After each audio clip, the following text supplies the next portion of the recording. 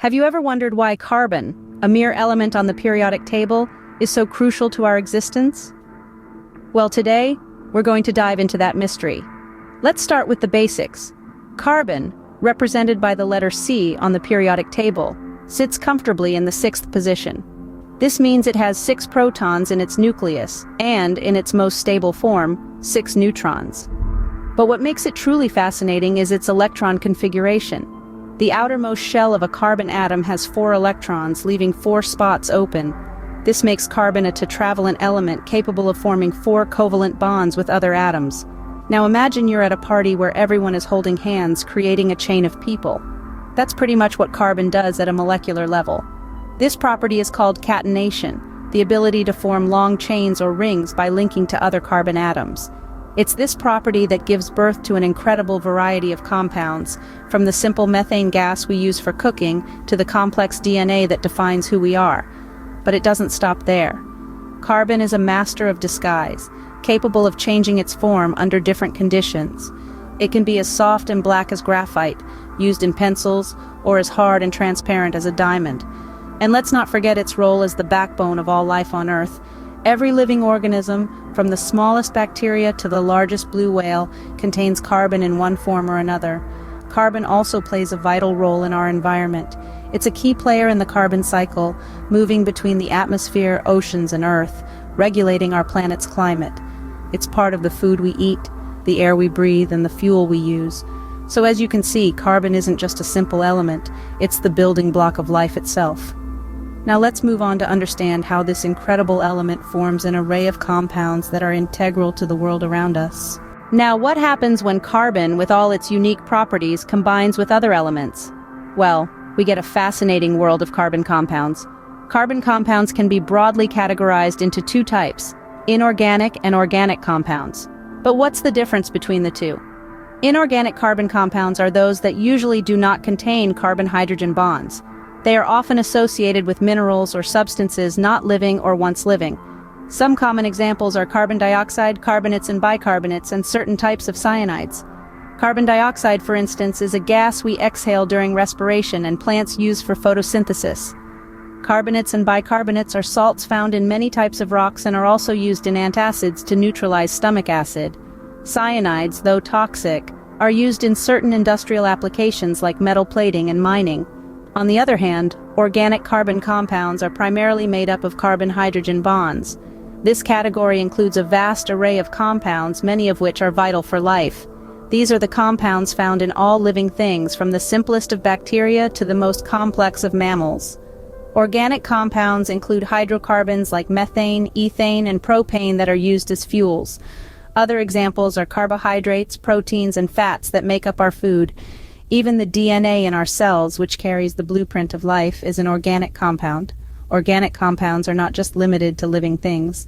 Many are synthesized in laboratories for various purposes. Plastics, synthetic fabrics, dyes, drugs, and disinfectants are all examples of man-made organic compounds. So whether it's the carbon dioxide in the air, the methane in natural gas, the plastic in your pen, or the DNA in your cells, carbon compounds are integral to our lives. They play a significant role in the natural processes that sustain life on Earth, as well as in many of the products and technologies we rely on every day.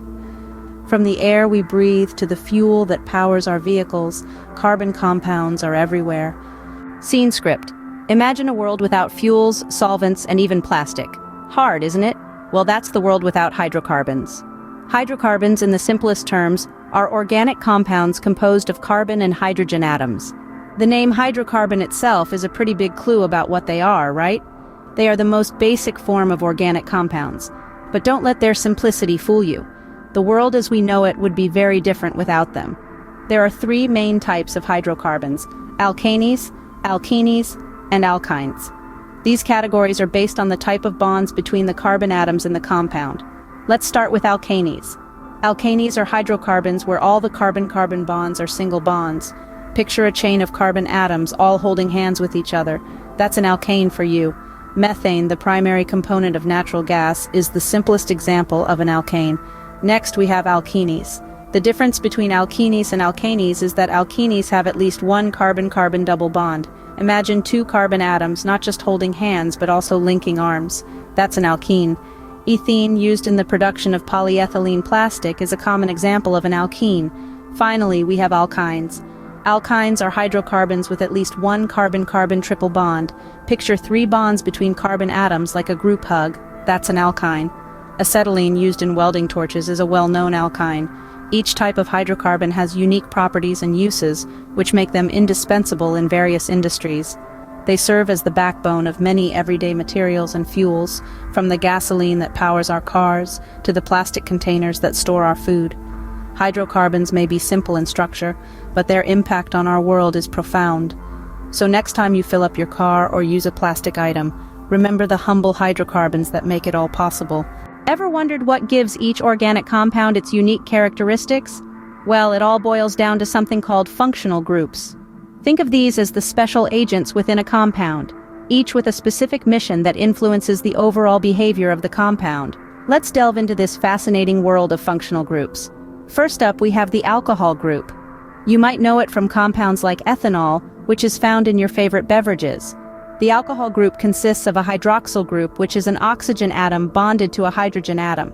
This group is known for making compounds polar and enabling them to form hydrogen bonds. Next, we have the aldehyde group. This one is a carbon atom double bonded to an oxygen atom and single bonded to a hydrogen atom. Aldehydes are often found in fragrances and flavorings. They have a distinct sweet smell thanks to their functional group. Moving on, we have the ketone group. This group is similar to the aldehyde group, but instead of bonding with a hydrogen atom, the carbon atom is bonded to 2 other carbon atoms. Ketones are often found in sugars and are responsible for their sweet taste. Then there's the carboxylic acid group. This group contains a carbon atom double bonded to an oxygen atom and single bonded to a hydroxyl group. Carboxylic acids are typically found in vinegar and citrus fruits and are known for their sour taste and strong smell. Finally, we have the amine group.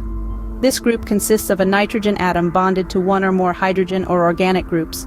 Amines are often found in proteins and are responsible for their basic nature. So you see, these functional groups, though tiny, make a world of difference.